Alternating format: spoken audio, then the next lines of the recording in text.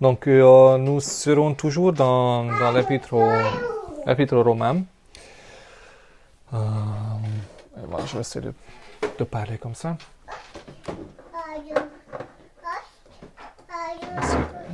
S'il n'y a pas trop de bruit de fond.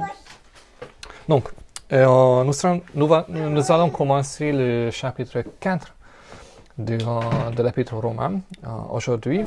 Mais tout d'abord, nous avons un verset à mémoriser. Notre verset à mémoriser, c'est demander. Continuez à demander et vous recevrez. Cherchez, persévérez dans votre recherche et vous trouverez. Frappez, insistez et la porte vous sera ouverte. Car toujours celui qui demande finit par recevoir et celui qui cherche par trouver et celui qui frappe avec insistance, la porte est ouverte. C'est quelque chose qu'on va voir en action aujourd'hui à travers la vie d'Abraham. C'est quelque chose de très, très, très intéressant. Je n'ai pas pensé à ça, que en fait, ce verset correspond absolument avec l'étude d'aujourd'hui, mais vous allez voir. Ce sera une étude un peu intéressante parce qu'on va lire juste quelques versets, après on va replonger dans l'Ancien Testament, on va passer quasi toute l'étude dans l'Ancien Testament aujourd'hui, mais c'est nécessaire pour pouvoir comprendre de quoi l'apôtre Paul parle. Mais juste pour un petit résumé de ce qu'on a vu jusqu'ici, donc il y a 2 semaines en arrière, on a fini un passage littéralement fondamental dans l'épître aux Romains. Et donc c'était le passage entre chapitre 1, verset 18 jusqu'à chapitre 3, verset 20. Paul nous a expliqué le problème fondamental avec l'humanité. Comme vous connaissez l'histoire d'Adam et Ève,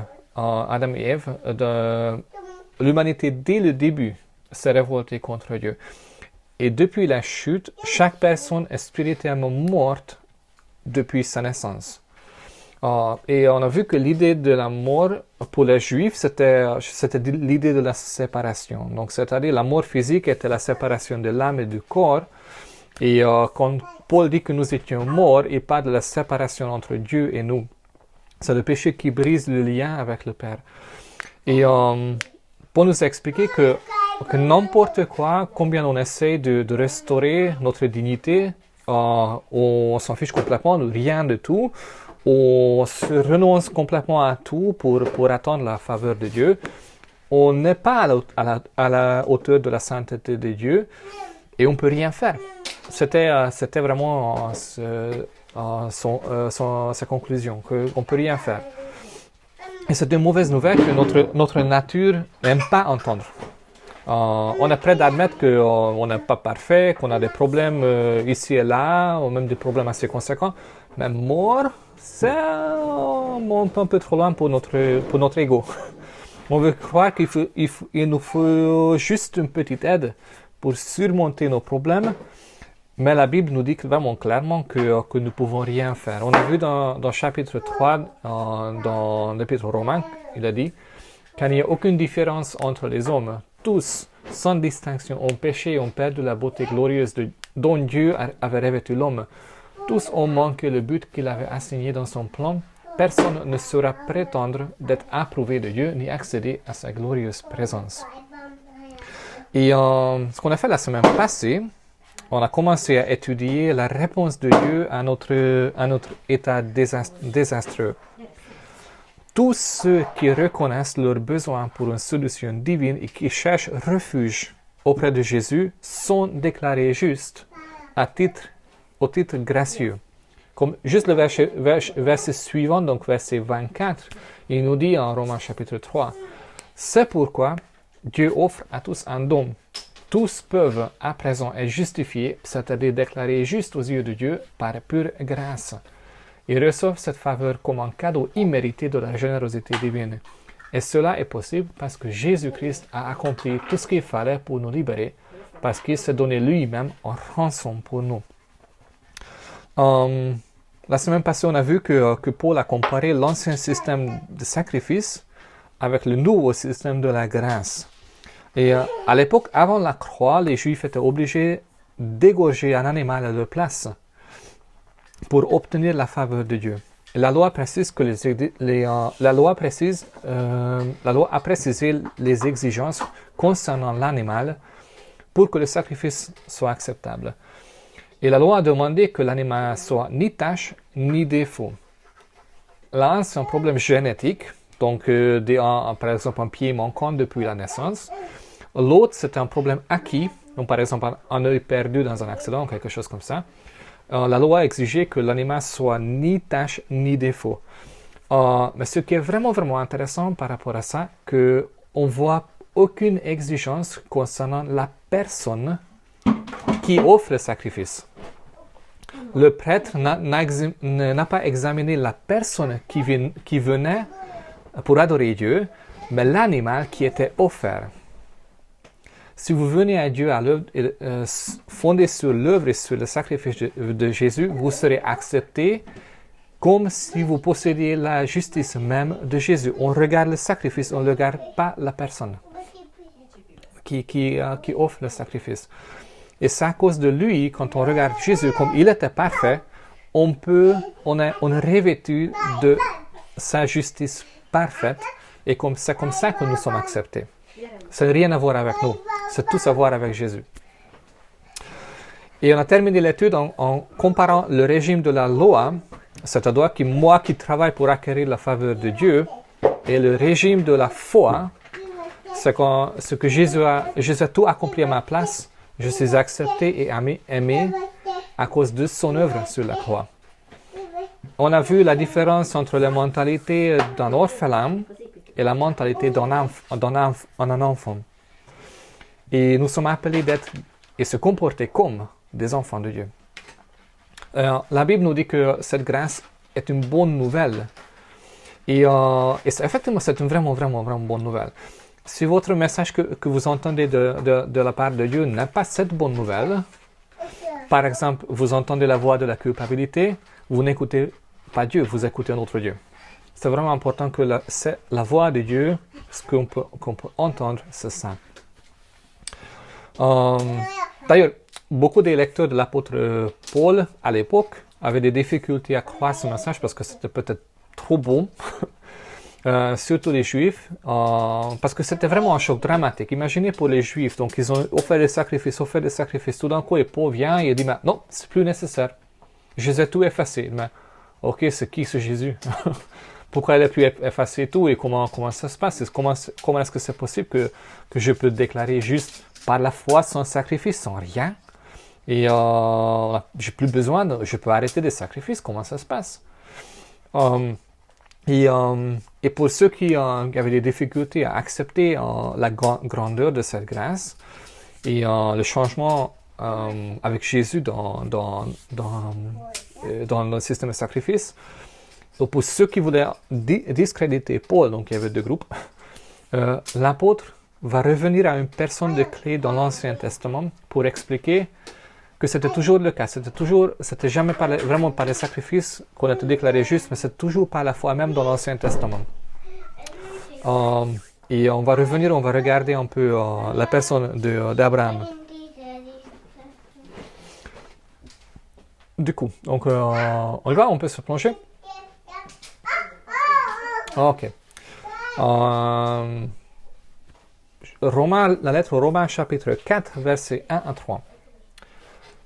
Comment ceux qui possèdent s'accordent avec les Écritures, par exemple avec l'histoire d'Abraham, donc tout ce qu'on a déjà vu jusqu'ici, comment s'accorde avec l'histoire, par exemple, d'Abraham, l'ancêtre de notre peuple, selon la descendance physique.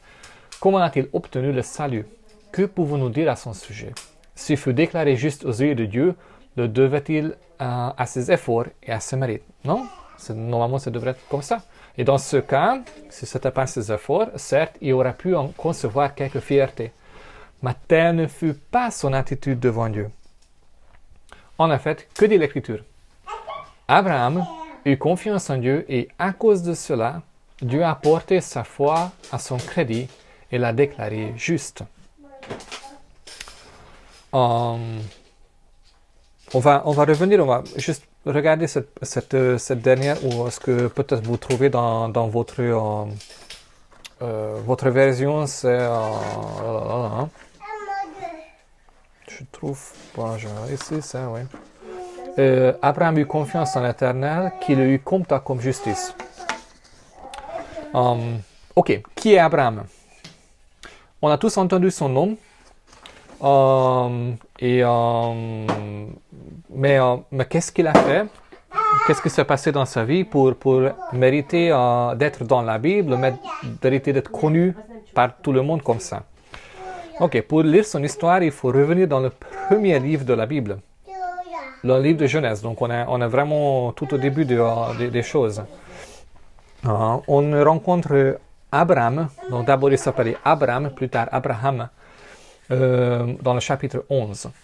Donc, pour nous mettre un peu dans le temps où nous sommes 2000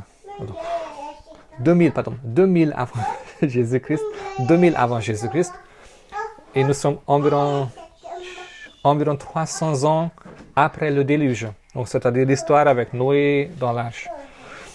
Quand Abraham est né, juste pour info, pour ceux qui sont curieux, c'est intéressant, Sem, c'est un fils de Noé. Donc, il était avec Noé dans l'arche.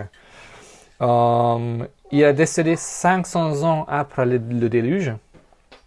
Donc, c'est-à-dire, Abraham et Sem se connaissaient, très probablement, parce qu'il y avait 200 ans quand ils ont tous les deux été en vie, malgré les 9 générations entre les deux hommes. Donc, Abraham, c'est un descendant de Sem, de Noé. Et les deux hommes se sont connus. Donc, ils pouvaient discuter avec Sem et Sem pouvait lui raconter comment était la vie avant le déluge et qu'est-ce qui s'est passé après. Donc, c'est quelque chose de très intéressant parce que les gens, les patriarches ont vécu des longues vies. Donc, Abraham, dans ce moment-là, est un homme païen. Il a adoré Il a adoré les faux dieux des Chaldéens. Donc c'était juste un homme, et un jour, il était déjà un homme vieux, un païen, une personne, on peut dire, plus ou moins, quand Dieu commençait à lui parler. Il lui a dit, je vais mettre ça sur l'écran, Genèse chapitre 12, Dieu dit à Abraham, l'Éternel dit à Abraham, quitte ton pays, ta patrie et ta famille, et va dans le pays que je te montrerai. Je ferai de toi une grande nation, je te bénirai, je rendrai ton nom grand et tu seras une source de bénédiction. Je bénirai tous qui te béniront et je maudirai ceux qui te maudiront et toutes les familles de la terre seront bénies en toi. C'est une énorme promesse, juste en soi. Et mais on va juste regarder un peu en détail. Donc, gardez vos yeux dans vos Bibles ou sur l'écran. Et on va regarder ça juste un peu près. Je vais compter les promesses qui sont dedans. Et peut-être il y en a même plusieurs que je vais compter. J'ai compté 5. Première chose, va dans le pays que je te montrerai. Dieu a appelé Abraham de quitter sa famille et son pays, car Dieu voulait lui donner un autre pays. Un pays. Ce n'est pas juste une maison, un petit terrain ou quelque chose. Un pays. Et cette promesse s'est réalisée un peu plus 600 ans plus tard, quand la nation d'Israël a pris possession de la terre qu'on appelle Israël aujourd'hui, plus ou moins. Deuxième chose, je ferai de toi une grande nation. C'était un homme seul, avec sa femme. Mais quand Israël a conquis la terre promise, la nation était déjà composée entre 1 et 2 millions de personnes. 1 et 2 millions de personnes. C'est déjà une grande nation. Après, ils ont commencé à multiplier encore de plus. Donc, de nouveau, la promesse s'était accomplie 600 ans plus tard. Troisième chose, je rendrai ton nom grand. Et on a déjà parlé tout au début que Abraham est parmi les hommes les plus révérés dans toute l'histoire de l'humanité. Les musulmans, les juifs et les chrétiens lui rendent hommage. Donc voilà, cette promesse est certainement accomplie. 4. Je bénirai ceux qui te béniront et je maudirai ceux qui te maudiront. C'est une promesse qui était réalisée, on ne peut pas compter combien de fois tout au long de l'histoire de l'humanité, y compris le XXe siècle. Cette promesse est toujours valable. Chaque fois pendant l'histoire d'Israël, ceux qui essaient de détruire le peuple de Dieu ont fini par être détruits eux-mêmes. Dans la Bible, vous pouvez lire l'histoire d'Esther ou les livres de Anne de Maccabéenne, qui ne sont pas dans vos livres, mais dans les livres des Bibles catholiques. Vous pouvez lire des histoires aussi, c'était vraiment absolument clair que chaque fois que quelqu'un attaquait le peuple d'Israël, était fini par être détruit. Vous pouvez penser aussi à Hitler, par exemple. Il a fini aussi comme ça. Et les Syriens et les autres nations qui ont essayé de détruire Israël dans le XXe siècle. C'était pareil. Donc, mais l'inverse est aussi vrai. Tous ceux qui ont cherché la faveur de la nation ont fini par être bénis eux-mêmes. C'est par exemple, si vous regardez les États-Unis, c'est quelque chose qui se fait. Ils ont soutenu très radicalement la nation d'Israël et ils ont fini par être bénis. Et la cinquième chose, tu seras une source de bénédiction et toutes les familles de la terre seront bénies en toi. Et cette promesse s'est réalisée 2000 ans plus tard, quand une personne qui s'appelait Jésus est née, qui est un descendant d'Abraham. Mais quelque chose qui est très important, regardez, je ferai, je rendrai, je bénirai. C'est Dieu qui a décidé d'accomplir ces grandes promesses. Ce n'était pas quelque chose que Abraham aurait mérité ou il a travaillé pour, ou quelque chose comme ça. C'était la volonté de Dieu pour lui. Il a dit, je le ferai. En toi, je t'ai choisi, je vais faire ces choses dans ta vie sans mérite visible. On peut dire alors que Dieu a donné des grandes promesses à Abraham. Et qu'est-ce qu'Abraham a fait avec cette promesse? Rien. Tout d'abord, il n'a rien fait, absolument rien fait. Donc, tout d'un coup, il a servi d'autres dieux. Tout d'un coup, le Dieu qu'il connaissait pas, il connaissait pas ce Dieu. Il n'a pas fait confiance tout de suite. Il semble que Dieu devait répéter la promesse plusieurs fois avant qu'Abraham se mobilise.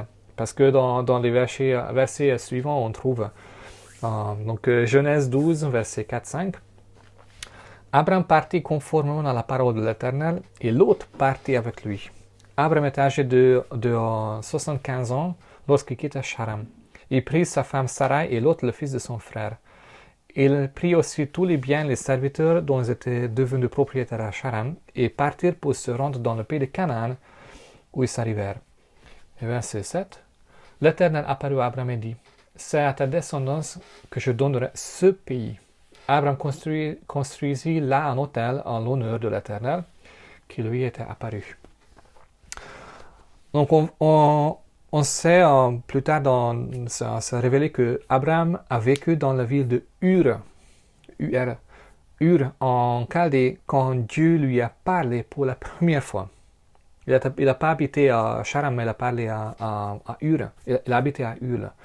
Donc depuis Ur, il a déménagé à Charan avec son père et son neveu. Et il a vécu assez longtemps en Charan pour devenir riche.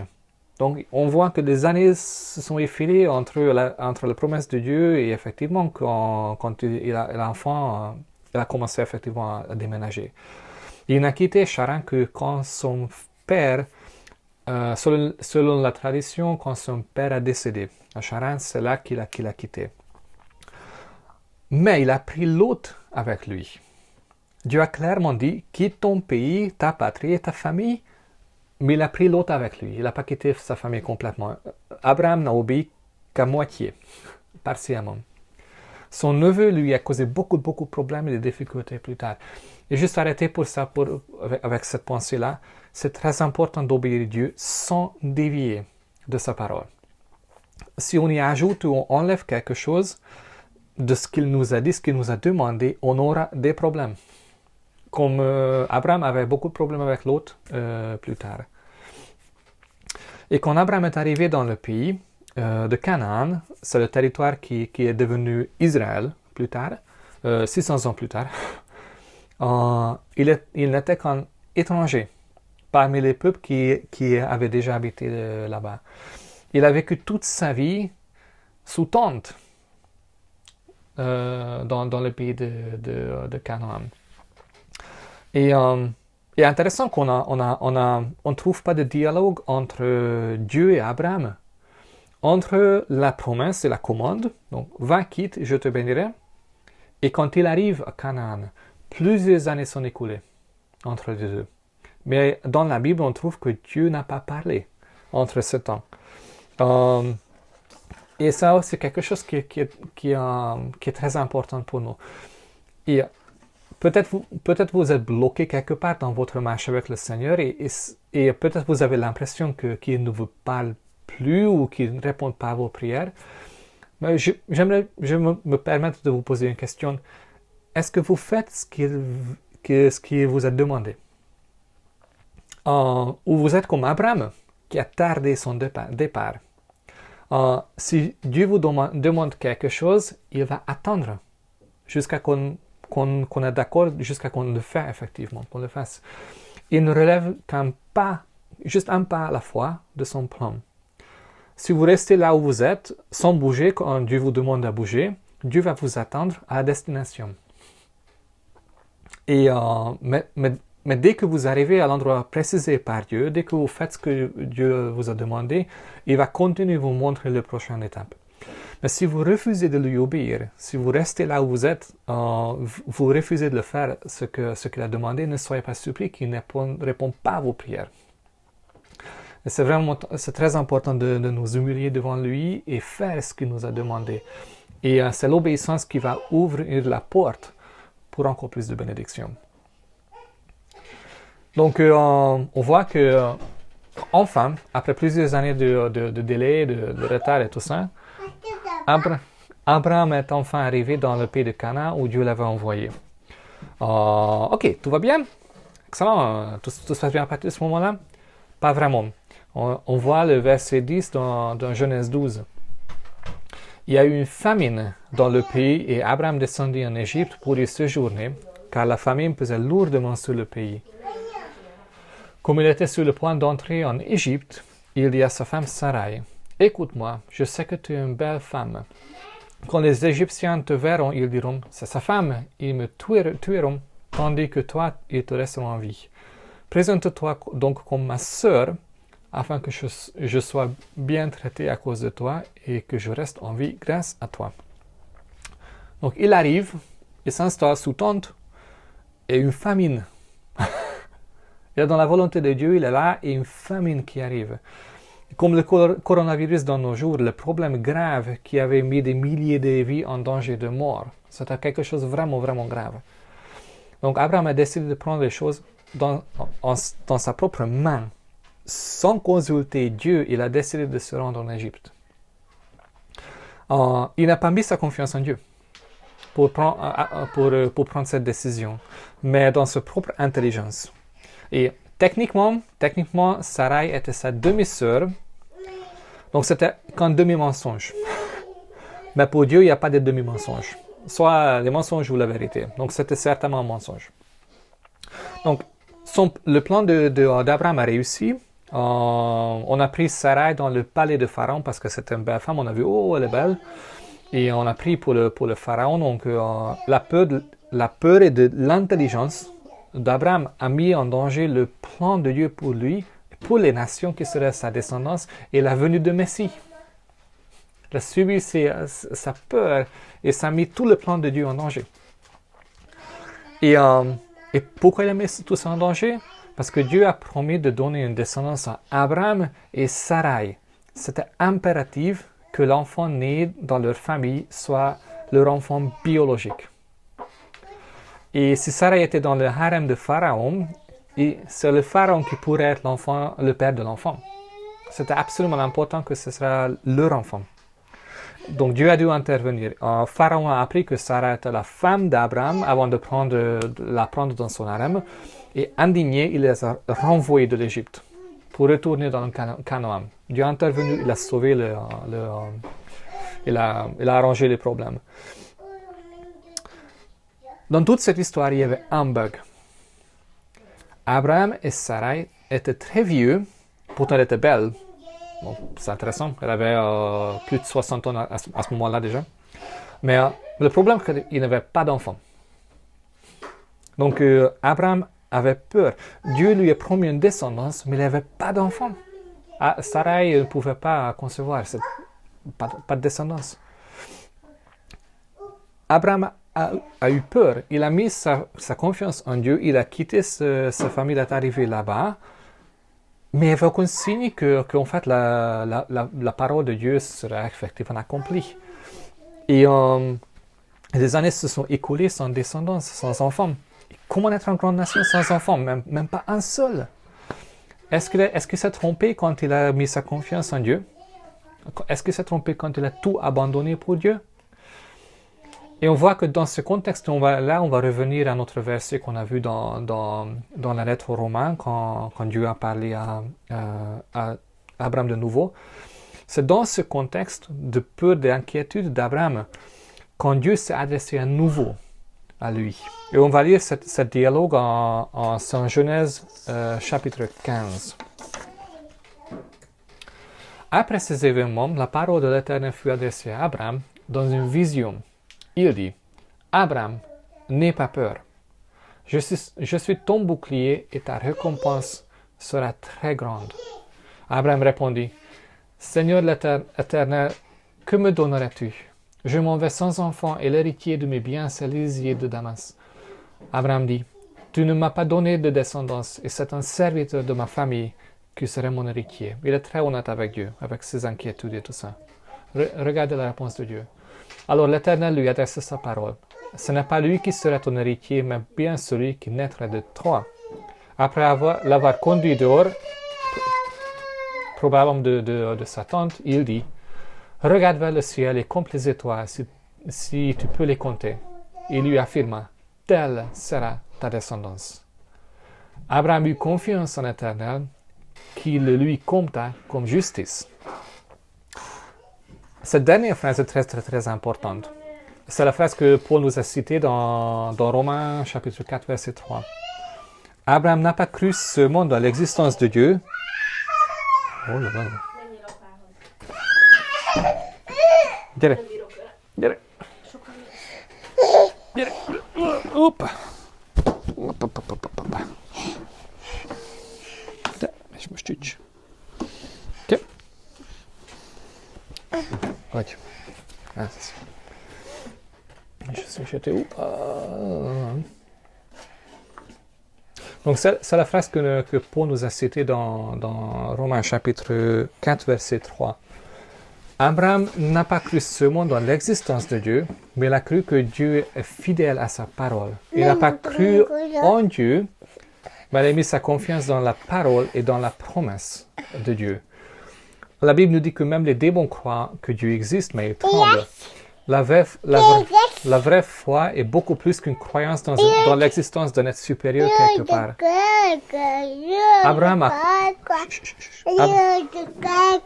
Abraham confiait toute sa vie dans la main de Dieu. Emma. Allez,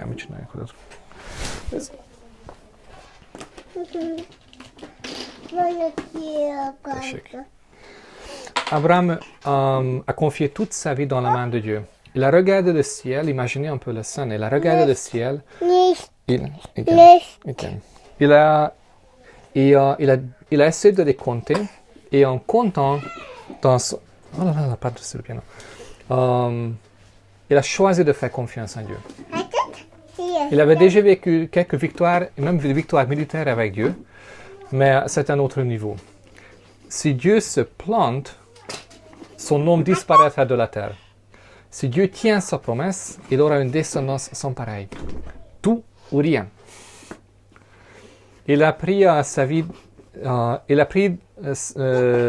de sa propre main, il l'a confiée dans la main de Dieu. Et regarde la réaction de Dieu. À cause de cette foi, il a déclaré juste. C'est une des plus fortes illustrations de la foi dans la grâce de Dieu, comme la fondation de salut dans toute la Bible. Donc, on voit que la foi d'Abraham n'était pas inébranlable à ce moment. Si vous suivez chapitre 15 dans Genèse, vous allez voir que directement après ce verset, il s'exprime de nouveau ses doutes. Donc, ce n'était pas une foi parfaite. Mais Dieu a répondu avec beaucoup de patience et de douceur. Si ça vous intéresse, vous pouvez le lire. Donc, Donc Abraham devait encore attendre plus de 10 ans à partir de ce moment-là. Plus de 10 ans pour avoir son propre fils. Et en total, 25 ans se sont écoulés entre la promesse et la naissance d'Isaac, son fils. Donc c'était une période très très très longue. Et en fait, il ne pouvait pas attendre. C'était beaucoup trop long. Mais suite au conseil de sa femme Sarai, il a pris la servante de Sarai comme deuxième femme et enfanta un fils qui s'appelle Ishmaël. Et c'était dans un moment, c'est un moment de manque de foi de la part d'Abraham. Et il pensait que Dieu avait besoin d'un peu d'aide. Mais en voyant le conflit entre les Arabes et les Juifs pendant des siècles, il aurait dû se contrôler un peu. Et le monde sera un endroit moins compliqué, même aujourd'hui. Nem, Emma, papírral itt szös. Emma, nem. Ide. Mais pourquoi est-ce qu'on a passé... Pourquoi est-ce qu'on a passé autant de temps dans le livre de Genèse? C'est parce que Paul va faire beaucoup de références à Abraham dans le chapitre 4 de Romains. Et sans connaître l'histoire d'Abraham, on passerait à côté de pas mal de choses. On va arrêter là. On souffle, la maison est déjà complètement tête à l'envers à cause des enfants. On a regardé que 3 versets, mais on va continuer plus tard.